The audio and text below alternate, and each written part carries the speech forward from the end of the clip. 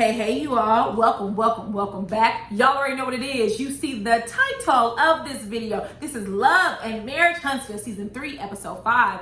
Before we get into it, yes, if you see something on my nose, I got my nose pierced this weekend.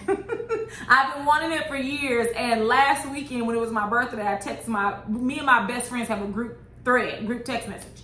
And I put in the chat, I was like, I'm going to get my nose pierced. And do you know one of these heifers had the nerve to respond and said, you've been threatening that since college. I said, oh, threat no longer.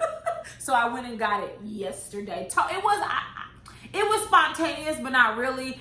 I had been saying I wanted one, and like my husband was like, you gonna go get it today? Like, let's go get it. So that's what I did. I went and got it. But I had been researching that particular piercer for a while now, and he just kept popping up as one of the best. So I got it. It was painless. Literally no pain. I did not have any pain. And the piercer actually told me it was very odd because most people, their eyes water. My eyes didn't even water. So there you go. So anyways, let's go ahead and get into the show. So we picked up where we left off. Maurice left Kimmy for dead. He left her for dead. He left her for dead. Shout out to Mama D. At the restaurant, Kiowa and her husband Xavier arrived. So although Kimmy said she wasn't going to speak for Maurice, she ended up doing it, apologizing for his absence, which I would not have, right? He knew you all had a meeting. He could have made that meeting with the other attorney later, or he could have rescheduled with y'all, right? So, but Kimmy ended up speaking for him.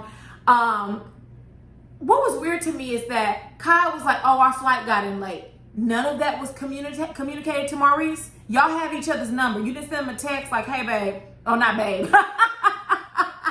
Hey, Maurice. Hey, ex-husband. Hey, baby daddy.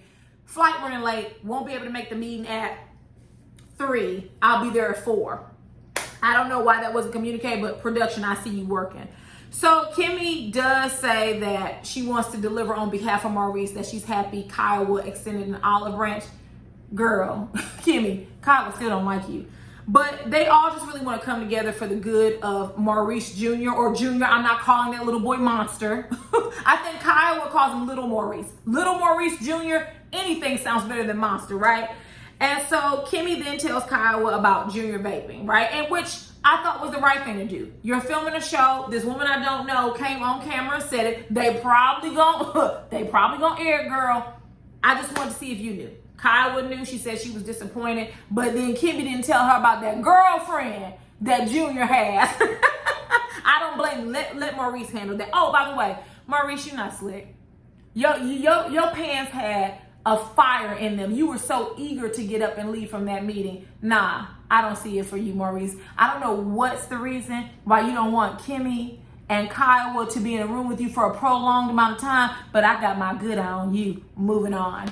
Next, we see Tisha and Destiny. They are at the car dealership, and honey, thank God, because I got tired of seeing, what's her name? Tisha pull up in that raggedy, broke down Mercedes SUV.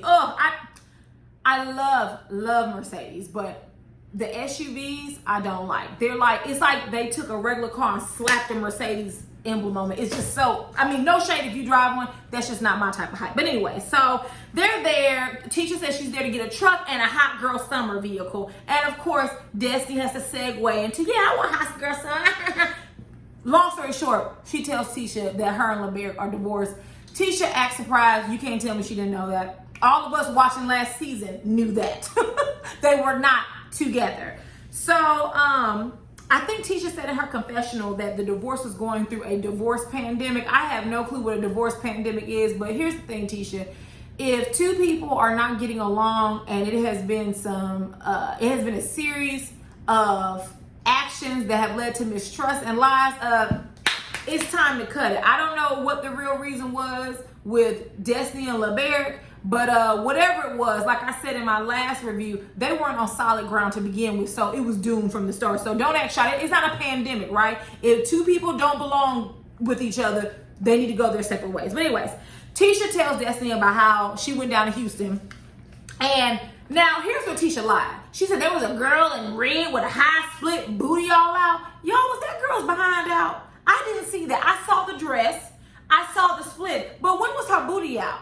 Like, Tisha, you are so insecure. Just because she looked good don't mean she just, things was flying out of her dress. Like, it's like, let's not do that. Like Destiny, not Destiny, but Tisha always shows her insecurities. So Destiny, in her confessional, said that there are rumors that Marsau has outside children. Listen, I don't know that to be true.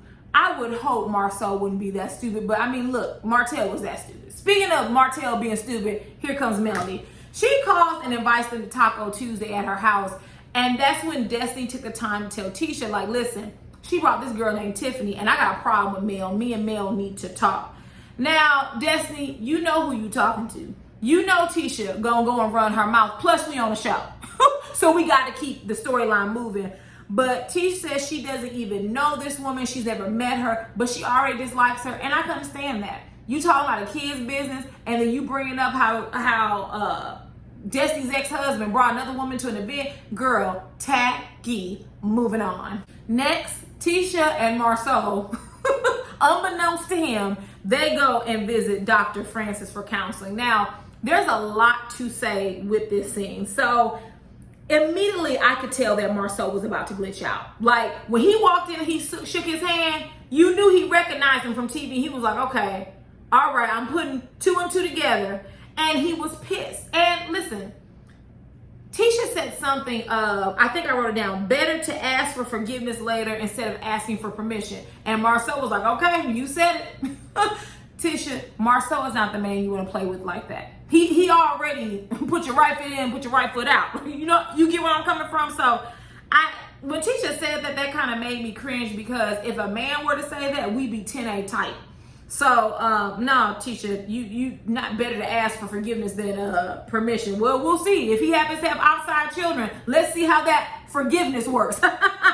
Anyways, Tisha says that she feels there isn't a balance in their relationship. And Marsau, I think Dr. Francis asked Marsau, well, what did you hear Tisha say? And he said that she doesn't know how to deal with daily stresses. Very dismissive, very condescending. I mean, everything that a male chauvinist is, Marsau literally checks the box. Marsau says his life is constant stress, but he doesn't share it with his wife. That is so odd to me. I know that part of the reason is because Black people in this country have been taught that when you go out into the world, you emotionally have to be cut off. You know, you can't take everything personal, it's business, because I can't go into the job and break down and cry. Maybe Mary Kate can, but I can't. And same thing for Black men. They can't go into the workplace and start cursing and throwing things. Honey, I've had white bosses that were throwing printers in their office, cursing, yelling at CEOs. A Black man can't do that. But to be so condescending as to dismiss Tisha and say, well, she can't handle daily stressors, so that's why we're here. Has she bopped you upside the head with something? Because if you ask me, you need to be, and she has it. She's handling it very well. So I'm just kidding, y'all. For someone to say you're advocating for her to abuse her husband, no, it's a joke. Smile. So Tisha says, listen, I have goals that I've always wanted to accomplish. I went to college. I have a degree. I think she has 2 masters now, but kids came in. And when kids came in, someone had to pick them up, take them to school, take them to their extracurricular activities. And we decided that I would stay at home. But right now, I want to restart building my career and be a businesswoman. I don't see a problem with that. But I also feel like that should have been a conversation. So, hey, babe, I'll stay at home for 5 years. After 5 years, we will reevaluate. But my ultimate goal is to get back into X, Y, and Z and be X, Y, and Z. I don't think that conversation was had. So Marsau says that he would have a better balance of his time and he would be better at having, I guess, quality time with her if she didn't spend so much money. And I was like, now, Marsau, that is an excuse. You can spend time with your wife and separate the fact that she's spending up the money. Now, Tisha, I 100% believe that. You are a very insecure woman. Excuse me, my dogs are barking. You are a very insecure woman, and I could totally see you trying to keep up with the Joneses, keeping up with Kimmy, keeping up with Melanie, and spending a lot of money. Now, let Tisha tell it. it's because she's spending money for the girls, the children, and she doesn't spend money for herself. It's just for them and their needs. And Marcel spends all his money on himself. I was like, what type of marriage is this, honey? I was so confused. So to wrap this up, we've learned what we already knew, which is Marcel is emotionally unavailable, which is obvious. He said, he had the audacity to say, while I talk, I listen while I talk. No, baby. You cannot listen and talk simultaneously. Like, I was looking at Tisha like, girl, you deal with this every day? Like, this is real? You deal with that and you stay? You talking about a divorce pandemic? You might need to hop on the train. You know what I mean? So what Marcel does is, Dr. Francis was like, you know, she wants your time. He sets a reminder with Sirius. And Dr. Francis said something that was true, like, I don't have to set a reminder for something I want to do. If Mr. Contrary came to me and said, hey, we're going to have a date night on Friday, I would not have to set a calendar reminder for that. It just was so pompous. It just was so pompous. And then he wanted to hurry up and get out the counseling session. So he says, well, I'm willing to improve and make it work. Baby, he talked all that good shit, got outside and was like, girl, we didn't need none of that. And Tisha was so confused because he had just said he would work better, he would work harder, he would try better at a balance. Baby, he got outside and was like, why am I here? What was that shit? So I don't know if there's any hope for those Scott brothers. I feel like Maurice and Marceau are from two sides. They're two sides of the same coin. And I don't know why Tisha thought that counseling would work, because he sits there and says, I felt ganged up on. Tisha. And she's like, well, maybe we don't need to do this. Maybe we don't. Maybe you don't. Because here's the thing. Either he's going to do the work in therapy or he's not. If he's not going to do the work, you have two decisions. Either you stay with Marceau or you don't. But I think I know what you're going to do anyway. Moving on. Next, we see Maurice, Kiowa, and Junior, because I'm not calling that boy by his nickname. And they went to Space and Rocket Center for quality time and ultimately to talk to Monster about this whole vaping situation.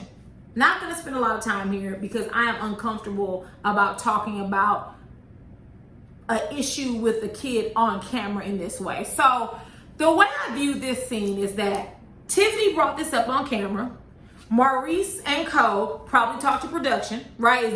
Can we cut this out? What are we gonna do? Oh, we're not gonna cut it out? Okay. So now they have to address this on camera. And Tiffany, that's why I don't like your thin edge having ass. Because now you have forced their family to talk about an issue that they had planned to keep private on a show. And Junior looked uncomfortable, and I was uncomfortable for him because he messed up. Right? He messed up. He made a mistake. Yes, you should hold him accountable. But this did not need to be addressed on camera. But they had to, because someone who didn't even know him took the liberty to put out his business. And see, Maurice gonna get your thin edge having ass together next episode. And you're lucky I'm not Maurice. You're lucky I'm not Kiowa, because I will be meeting you at the door. You didn't have a right to do that. And you thought you were slick, Tiffany, because in that scene with your husband, you failed to mention the shit you said about Monster. Lord Junior, little Maurice. You thought you didn't tell your husband that, did you? Because you knew he would not have approved of that behavior. But anyways, that's what they discussed. Monster has a girlfriend, and he says he's not going to have sex till he's 24. Good luck. With your daddy, the way he moves, and the way your uncle moves, boy, I don't even believe that. But he did something he said that was important. Junior said that he wanted to get married and have a healthy relationship. And I felt that because I have a feeling, of course, with Maurice and Kiowa, that he hasn't seen that even with Maurice and Kim. Moving on. Next, we get to thin edge having ass Tiffany and Lewis. I can't say I dislike Lewis. So far, so good as far as his personality. He hasn't said anything that has struck me as odd. And Tiffany, she's getting ready for Taco Tuesday. And you know, Tiffany, you got a lot of nerve to be talking about someone's business with all that fat hanging off your arm. I'm just saying, like, you see how easy it is to read people? You got diabetics arm, diabetes arm, and you around here talking about a child's business, talking about he vaping. Girl, like, you see how easy it is to talk about you in them tacky fashions from Marshalls? You see how easy it is? You don't like it, do you? Girl, stop leaving.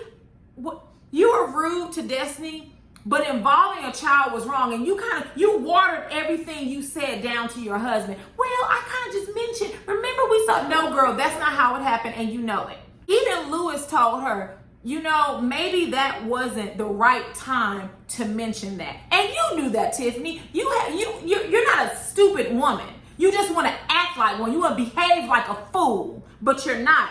And she says in her confession, well, I'm just blunt. Blunt does not mean you have to be rude. And let me say this. I am so sick of people utilizing, I'm real, I'm direct, I'm blunt as an excuse, because honestly, it would be time out for that around the right person. You did that to Destiny and Kimmy because you knew who you were dealing with. You wouldn't have done that to someone else who was a live wire, who you knew would have beat the brakes off of you if you said something about their child. So you knew who you was dealing with. All that blunt and I keep it real goes out the window when you run across the right MFer. Okay, so just miss me with that.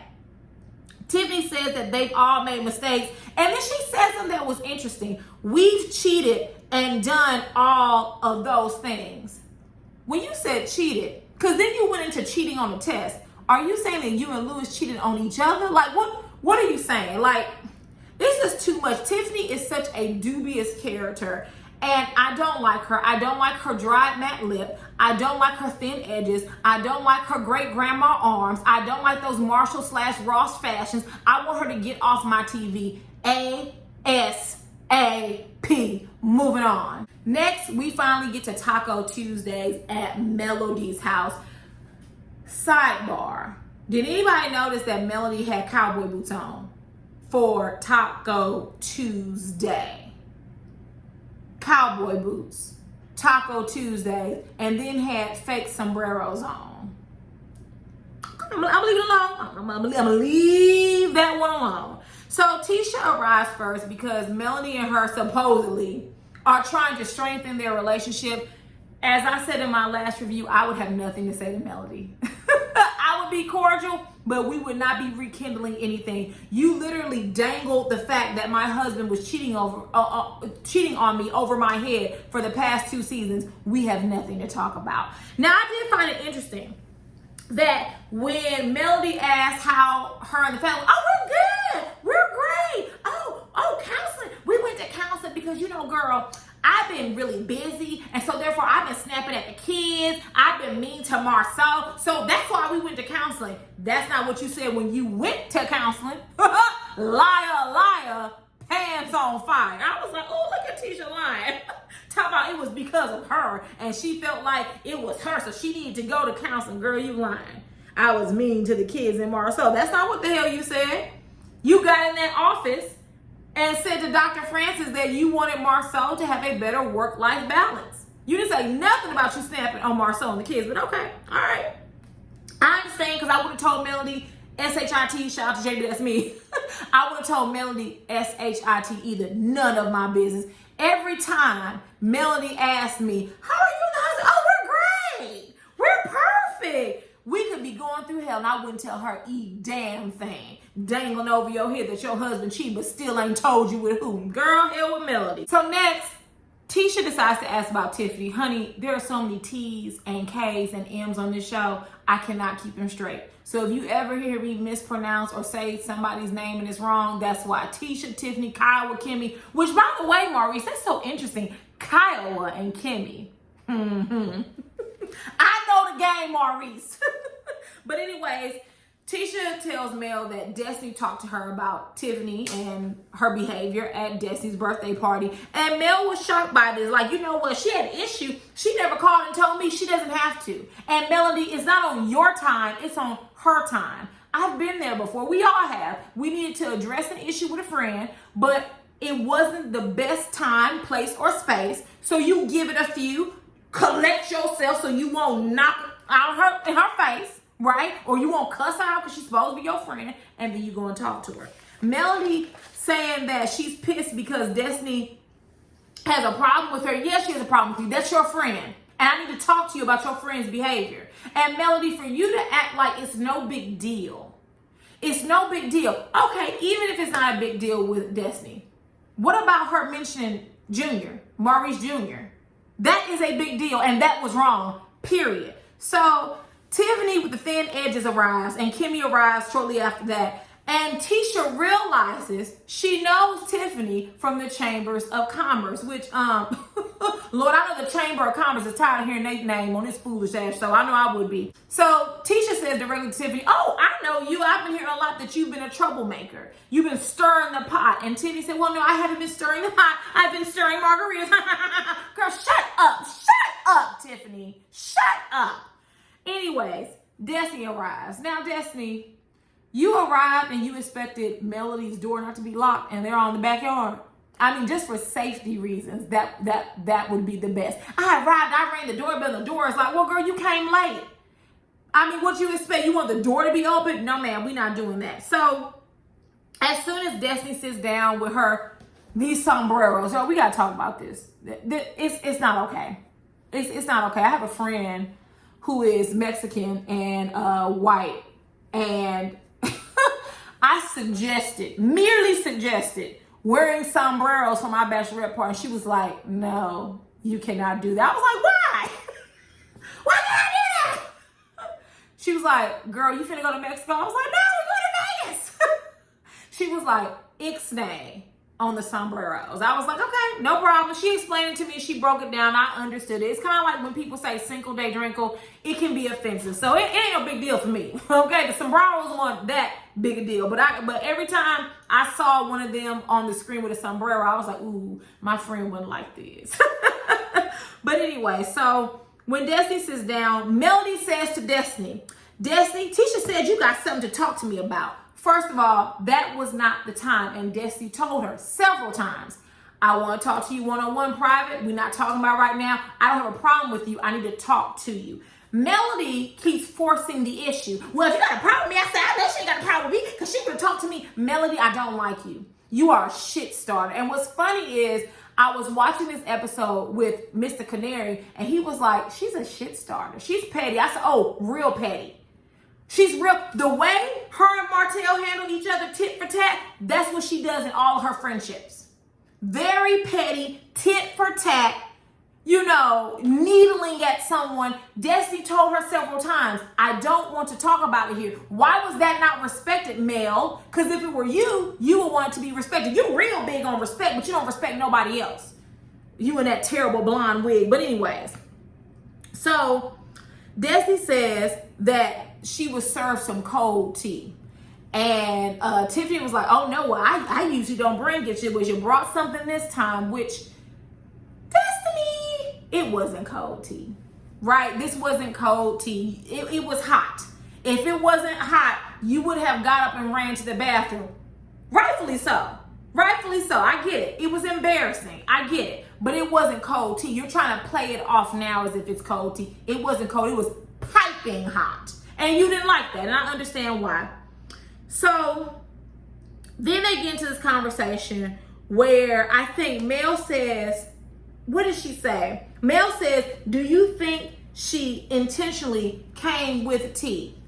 And Destiny, she was drinking and she said, I don't know. And you can see Destiny was trying to think it through. Like you can see her wheels were turning. And Mel said, well, why didn't you ask me? First of all, I gotta ask you shit, Mel. Okay, you're not talking to Martell. You're not talking to one of your 11 children. You're talking to another adult woman. I don't have to ask you anything. You run Melody Hope Enterprises, not Destiny. So please don't do that. So then Destiny told her, pipe down. I'm trying to think. And Melody says, well, I didn't do that. She said, I didn't say you did anything. Is a hit dog gonna holler? Because Mel, you're sounding real guilty. You're sounding real guilty. And I love the fact that Destiny didn't back down to you because Destiny's not Tisha and she's not Kimmy.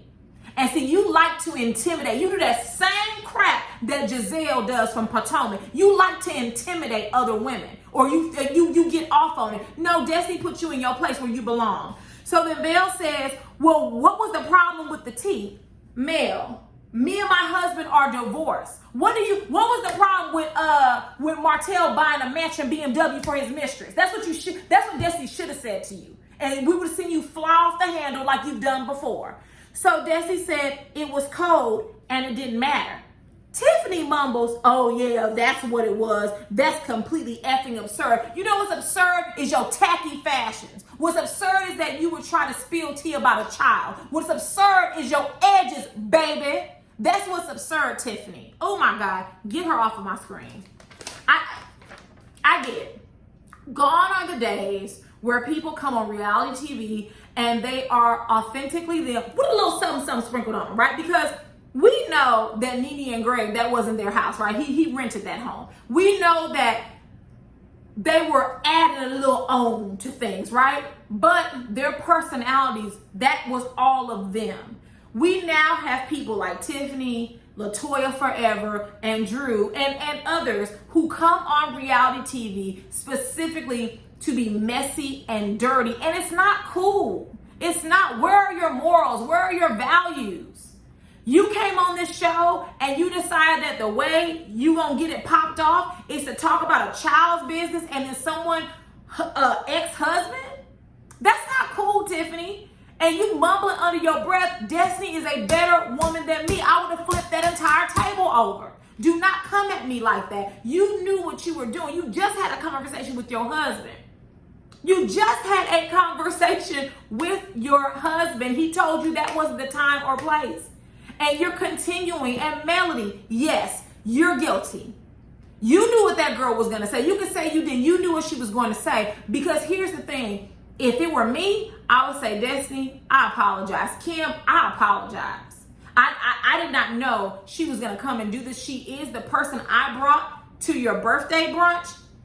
She is my friend, and I did not know that was going to happen. But instead, you haven't done that because you love the mess. You love the tea that she's spilling, don't you, Melody, until the shoe is on the other foot. So if there is nothing else, get down in the comments, tell me what you thought about this episode. And thank you for watching, and I will see you all later. Mwah. Bye-bye.